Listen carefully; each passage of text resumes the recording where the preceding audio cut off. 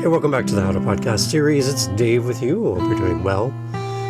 We are chugging away here, getting the episodes out there into the world, and I just wanted to talk a little bit about, for you as a podcaster, maybe you're starting out, you're just thinking about starting a show, you're maybe a business, a coach, something in the space, and you're thinking, I want a podcast, but I really don't have the time to do all the other stuff behind the scenes. I just want to record an episode, give it to somebody, and they'll take care of the rest, and I can move on with my clients. I can move on with building my real estate business. I can go on with writing my book, whatever. But I just want to give it away to somebody. But there's so many people that are crowding the space. When I ask for help in a Facebook group, I get like seagulls come from everywhere. Like when you're at the beach, they're like, mine, mine, mine. They're everywhere. These seagulls being podcast editors, support people, they just come out of everywhere. And you'll get emails as a podcaster as well, telling you how they can help you with your show. And for this many dollars, I can do this and I can do this. And you're just like, I don't know where to start. I don't even know where to begin. This whole trap we fall into where we're looking for support, but we don't know where to start. We're looking for help and we're just overwhelmed with the amount of voices and people trying to get our attention and wave signs in our face and hire me, hire me. Now, a little background on me. I have a bachelor's degree, and then I went back to school and I got a postgraduate degree in HR. And in this HR course, one of the classes I really fell in love with was the recruitment and selection part, the hiring process, the interviewing. And I was able to work. We had to do a co-op placement for my community college where I got my postgraduate. And part of it was you had to get a co-op placement. And my co-op placement was with a employment agency, a temp agency. And we would hire people for short-term work and filling in for people or office or industry, any kind of manufacturing, always looking to help warehouses, all that kind of stuff. So I always had a list of job openings, and then I'd have to go interview people and try to make this match happen between an applicant and the job. So I was kind of in between the employers and the job seekers. And in that, I got the chance to interview a lot of people and talk to a lot of people. And one of the main things that our clients were looking for in that situation was fit. Sure, we want some people who can do the job. We want people who can meet the expectations of the role. But beyond that, the real thing they were looking for was the fit.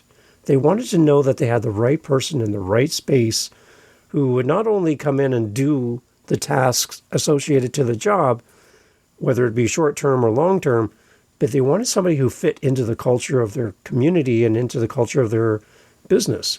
So I had to understand the fit of the client and then try to find someone who matched with that fit. Some people were great. Some people we placed, not so great. And it becomes pretty obvious very soon if the wrong person is in the wrong job. And we would have to make adjustments and find someone else. That's our job, to make the client happy. When I look at podcasting, I see podcasters reaching out to try to find people, whether they go to a site where it's $5 for support and you'll work with a multitude of people and get a multitude of results.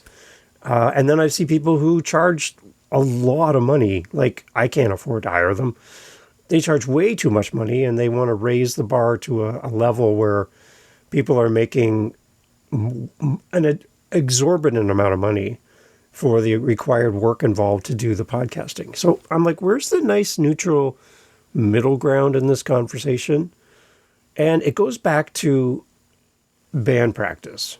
And you're like, Dave, you are all over the place today. Well, I've been playing music for 45 years. I've been in bands my whole life, different styles of bands, touring bands, studio bands, whatever. And I can tell you one thing from building a band.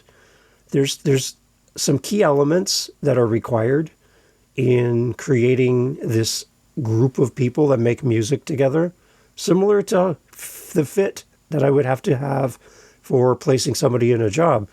There's an element of fit that comes into creating a band. And you'll know when it's right and you'll know when it's wrong. So I wanted to talk about that and then kind of compare it to podcasting today.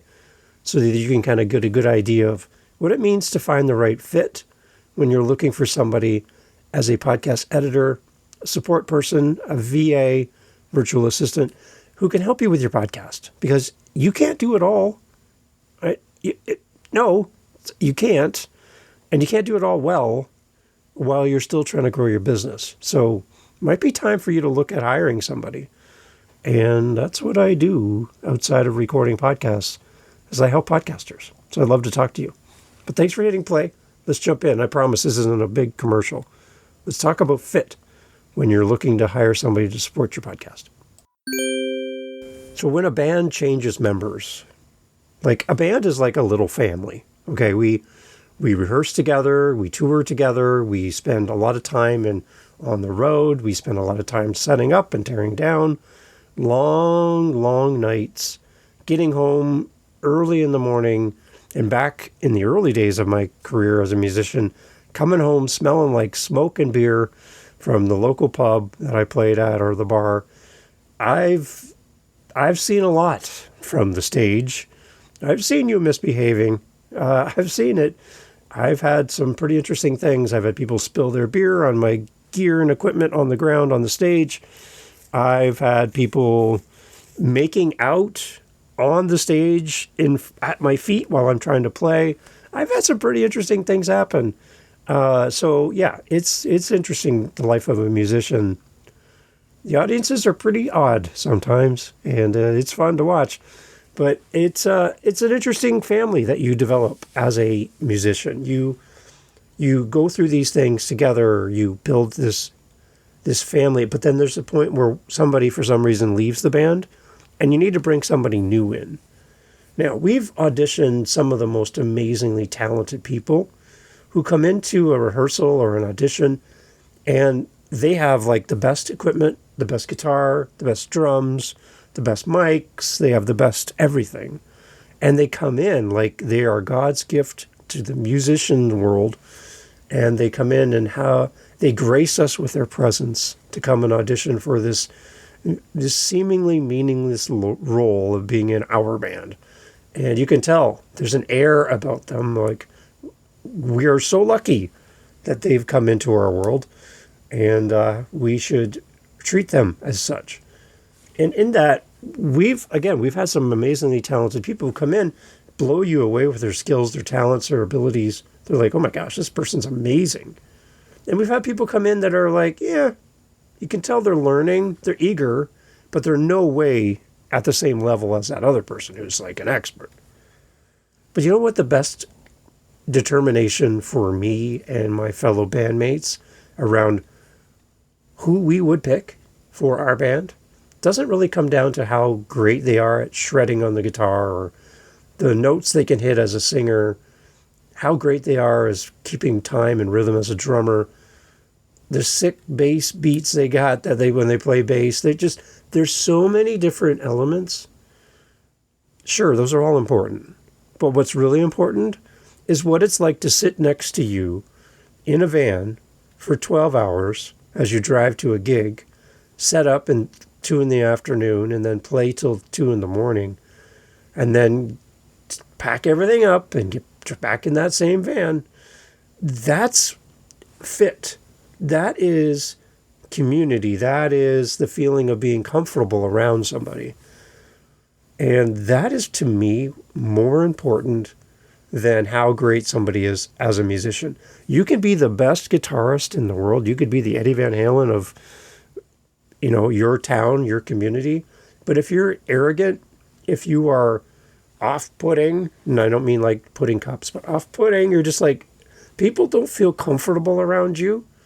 I don't want to be in a van with you, even though you're a great musician.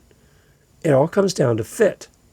And I think as we look at podcasting, we have people who are hiring people to work on their podcast who really are not a great fit. In the overall scheme of things, it's just not working. And that's frustrating because now you're paying somebody to edit and work on your show. You're putting your trust in them that they get what you do. It's interesting. So I want to talk about the importance of fit in creating a team for your podcast. Now, side thing, I do have another show. Well, I have 7 other shows. I have another show called the Podcast Editing and Support Show. And it's all about connecting podcasters with editors and editors with podcasters. I want to be the bridge. And I want to take away some of the mystery around what it's like to hire an editor, what it's like to work with an editor, editors, what it's like to go and find a podcast to edit for. And I want to build this community around encouraging people to reach out to these amazing editors who can really, you can offload so much on them. Beyond cutting out the ums and the ahs in a podcast recording, they can do so much more. So it's called the Podcast Editing and Support Show. I'll have a link for you in the notes. I'd love for you to go listen. It is like the How to Podcast series is a niche podcast. This is now a sub-niche of that. We're getting even more narrowly focused in that show. So it's nothing really about how to podcast. It's more about the editing side and hiring and building a business, which I have. I do this for people, and I love helping podcasters. And it's more than just advice. I can do the technical side for you as well and be there in your corner. So if you're interested, again, it's not a gigantic commercial, but if you don't ask, you do not have. So I'm asking. If you're looking for somebody to help you with the show, whether it's big tasks or small, I'd love to be there to help you. You can reach me at howtopodcast.ca. Let's look at the importance of fit, then, in selecting a team for your podcast. When hiring a podcast team, fit is indeed a crucial factor that can make or break the success of your show.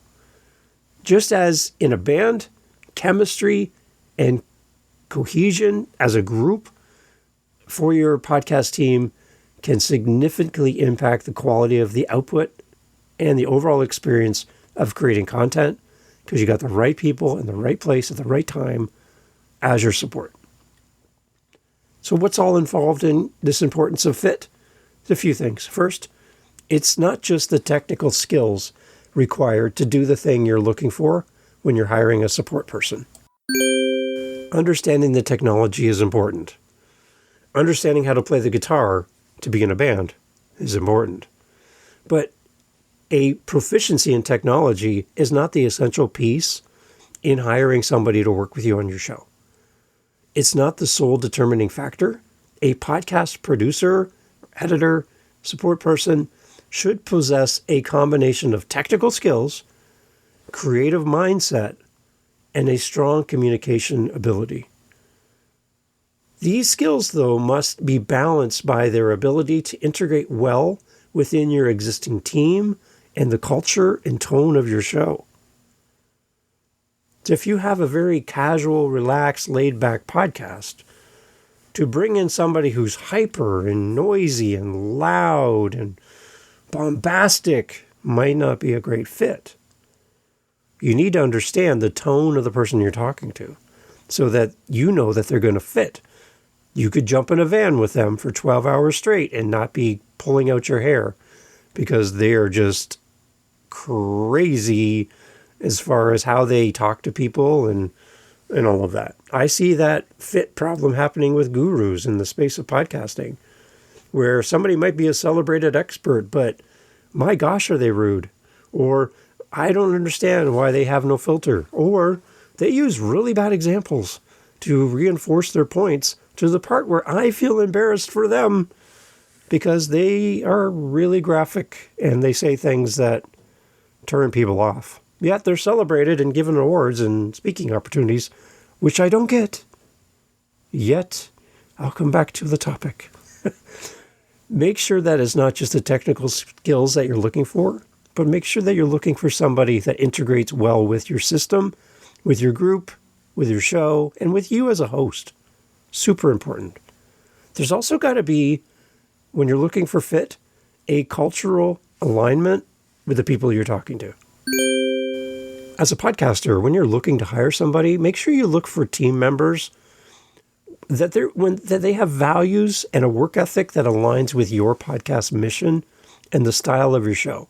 This alignment is going to help ensure that everyone is working towards the same goal, working together listening to each other, playing off each other, and finding the spots to fill and finding the spots to back off on. This alignment's really going to help so that you can actually collaborate efficiently, and it's going to sound and feel like a working group. Here's a great example from a music side again. If you're a musician, you'll understand this, but if you love music, you might pick up on it when you see a band. There are times when band members will do a solo in a song, okay? So that means the other band members kind of hold back a little bit, give some space, and one person is highlighted playing piano, drums, guitar, whatever. Somebody steps forward and does a solo, and then what happens? They blend back into the band, and somebody's spotlighted. Now imagine if everyone in the band tried to be the sole focus for a moment in time in the song, and everyone soloed at the exact same moment. What would that sound like?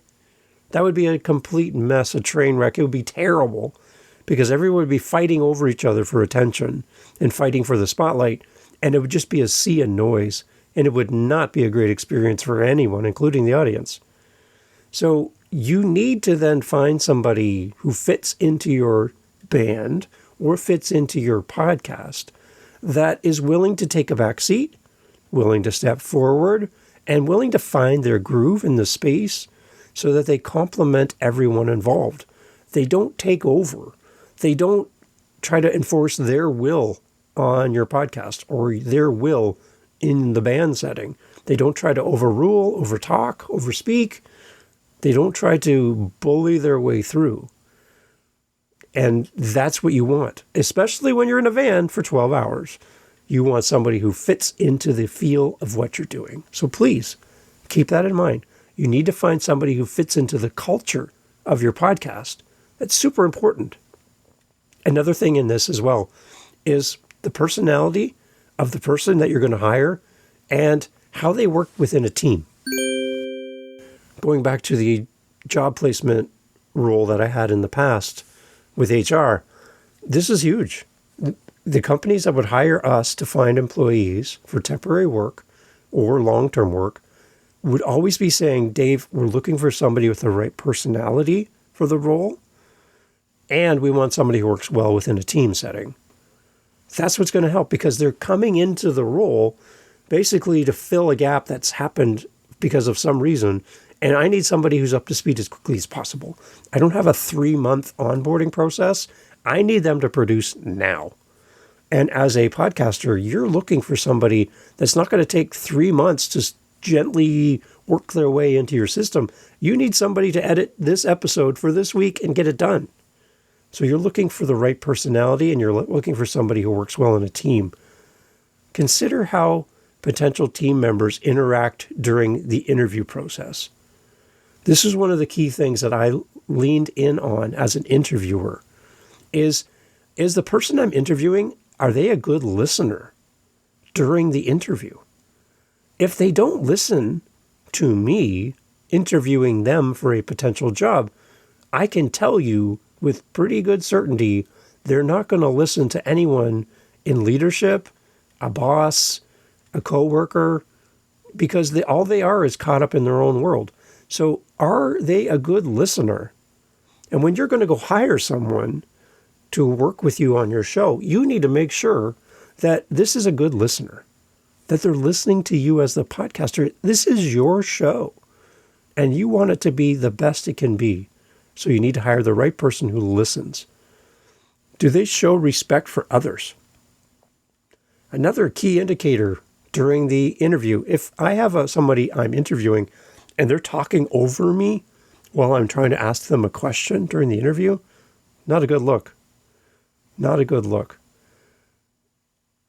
Do they have these traits that we talk about that can be demonstrated just by talking to somebody will manifest themselves in real life? They will come out in different areas. It can't be hidden. These traits are crucial. Listening, respect, all of these things are crucial for maintaining a positive and productive work environment, especially in the collaborative nature of podcast production. You got to have the right person in the right place at the right time. And you got to do your homework. make sure that you have somebody who fits well within the personality of your podcast and can work well in a team. The next part around this would be simply assessing the fit of the person you're talking to when you're in the recruitment stage of finding the right person. And I've got a few things. I got 3 things here to talk about under assessing fit. Let's dive into them. One of the things you can do for when you're talking to a podcast editor, support person, VA, is to give them some kind of practical test. Could be just in the conversation. Like I said, do they listen? Do they talk over you? Are they a bully?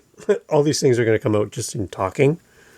But you can give them some practical tests to kind of give them an assessment to see where they're at and to see if what they do suits your needs as a podcaster. We do it as HR people, and we put things in front of people to see how they respond. So don't be afraid to do this. So for example, have the candidate edit a short audio clip or propose ideas for episode topics or episode titles. Maybe create you some artwork. This approach is not only going to help you evaluate their technical skills, but also gives you insight into their creative process and how they handle feedback. That's important. And timeliness. So if you ask for something and you want it for tomorrow at noon, and they don't send it to you until a week later, what is that an indicator of? You want to be able to have some practical idea how this stranger you just met is going to meet your expectations. Practical tests work really well in the job world, in the HR world. Don't be afraid to leverage it. It's a great way for you to get a sense. And it'll help you to weed out maybe a good fit from maybe somebody who doesn't fit as well. Another one is to do some more behavioral type interviews and using questions that bring out a behavioral response. When we use behavioral interview skills in HR, it helps us to understand how candidates handle pressure, how they collaborate with others, and how they respond to feedback. Again, with the feedback. These insights are crucial for determining how somebody might perform in your team's specific environment. Whether it's a team of 2, you and the person you're looking at hiring, or you and a bigger team where there's already culture, history, familiarities happening in a group setting. Now you're adding someone to the mix. Go back to the band illustration. You add somebody to the mix, it changes the dynamic of the group. And you want somebody, again, who's not going to solo all over everybody and be the shining spotlight superstar. You want somebody who finds their role and highlights others in the same process.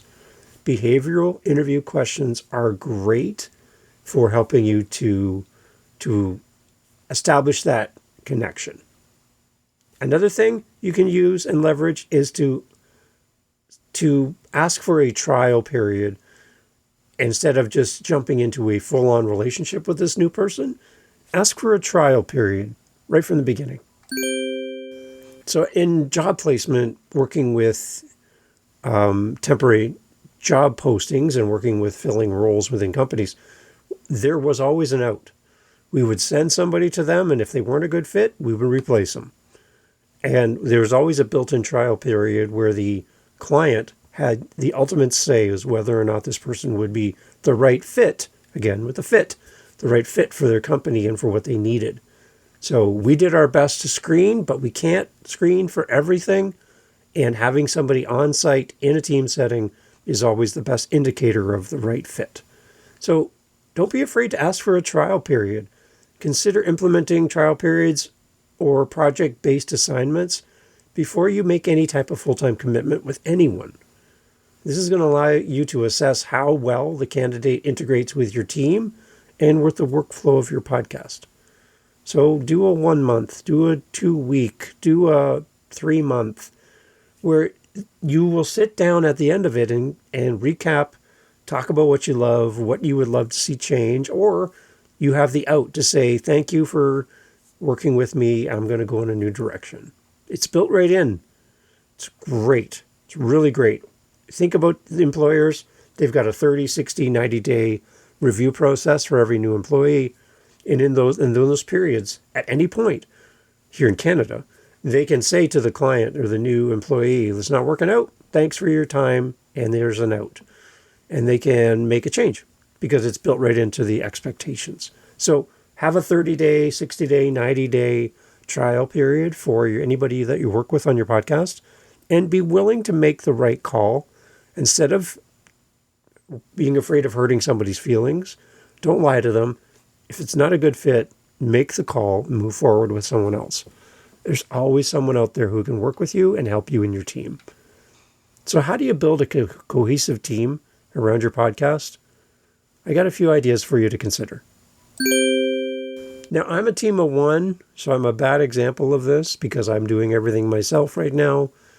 I have a full-time job and I'm doing podcasting on my days off and when I have time and when I'm not sleeping. So podcasting for me is kind of a one-man show for me personally. I am looking at bringing on people to help me, and that's going to be exciting and nerve-wracking at the same time. So I feel you on this one. But as you build a cohesive team, there's 3 things I want you to think about.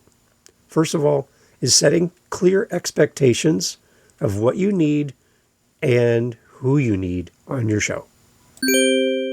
Again, these are some of the things we cover on the podcast editing and support show. Would love for you to go over there, check out that podcast. If this is where you're at and you're trying to make a decision, again, it's not a gigantic commercial for Dave, but I do cover things that are going to help you to make a good decision for you and what you need. But you need to set some clear expectations right from the beginning. Set clear roles, responsibilities, expectations for each new team member. And this is going to help you clarify and prevent any misunderstandings.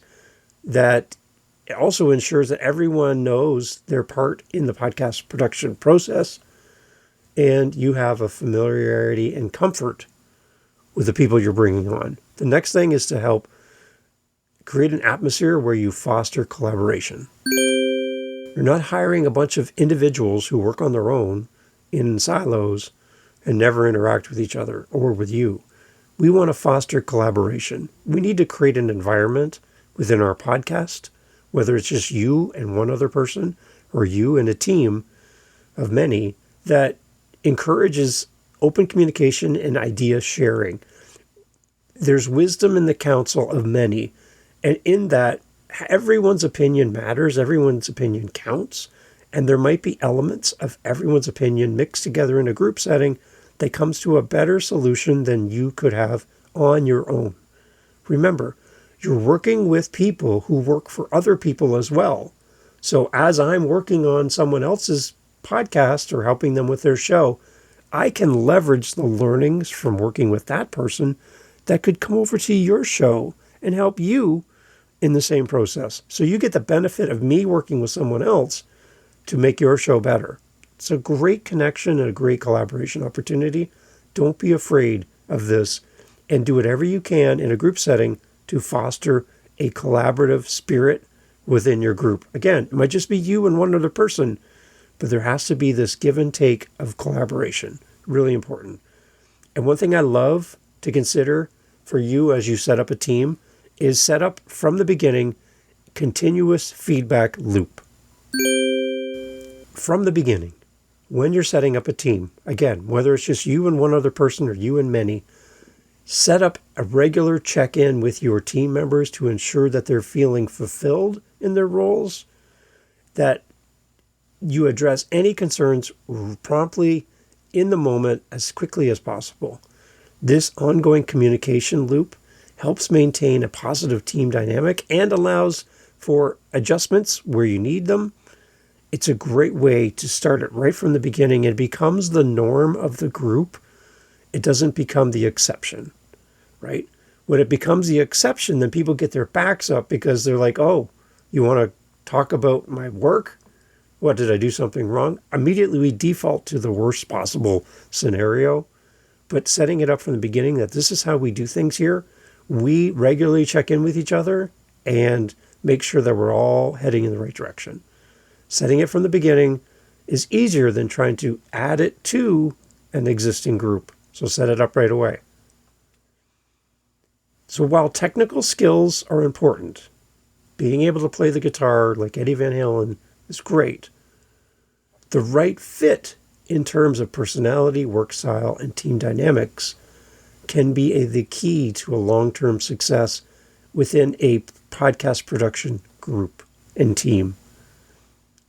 By you prioritizing fit alongside of competence, you can build a harmonious and effective podcast team that will help you and your show grow, thrive, and it'll be less work and more enjoyment for you by having the right people. Imagine, again, cramming your team into a van and going on a road trip. Would you survive in a locked vehicle for a long period of time with your team? Yes or no? Make sure you're picking the right people for the right project with the right skills, the right attitude. Don't be enamored by someone who seems like an expert but has very poor personal skills, or they're embarrassing to you, they damage your brand. Avoid those people. Avoid those people if they're a guru for you and you look up to them and you love what they do, but they say things and do things that make you scratch your head and wonder, what were they thinking? Surround yourself with the right people, and in that, you will find success. And it won't damage your brand. It'll help you grow. And if you need help with any of this, I would love to talk to you. And I do have openings. Again, not a gigantic commercial, but I do have openings. And I'd love to help you with your podcast, big or small. Reach out. Let's see what we can do together. Thanks for listening to the podcast. Thank you for being here. And again, go check out the Podcast Editing and Support Show, my sister show to the How to Podcast series. If you're looking for more around podcast editing and support, if you want to be an editor or you're looking for one, it's a great place to start. The Podcast Editing and Support Show at podcasteditingandsupport.com. Thanks for listening. We'll talk soon. Take care. So I get asked quite often, usually at the end of a podcast, like right now, Dave, how can we help you? Like, how can we, as a listener, support the show? Can we come rake your leaves? Can we cut the grass, shovel the snow? Watch your dog, help you move? What can we do? Clean your dishes? Oh, that'd be interesting. Well, if you can't do that because, you're in Poland, maybe you can help us by supporting us with our Buy Me a Coffee. It's right there on our website. And, it just will help us to, A, stay fueled because, we drink a lot of coffee around here. And it helps the show. So if you want to help us, it's out of the goodness of your heart. I can tell you that listening to the podcast to this point, you've already helped us so much. But I do have people saying, Dave, I'd love to give back something small, even just to the show. Buy Me a Coffee link is on our website at howtopodcast.ca. And you can support the show that way. It would mean a lot to have you on our team supporting what we do here. If you find value in the show, then that's great. Share the show, tell somebody about it. And when somebody says, Dave, I want to start a podcast, who should I check out? Oh, you should go check out the How to Podcast series because of all the great co-hosts and all the things that happen here, the meetups, everything. And I would appreciate that. And then fill our cup once in a while if you can. But again, thank you so much for being here and supporting the How to Podcast series. Take care. Talk soon.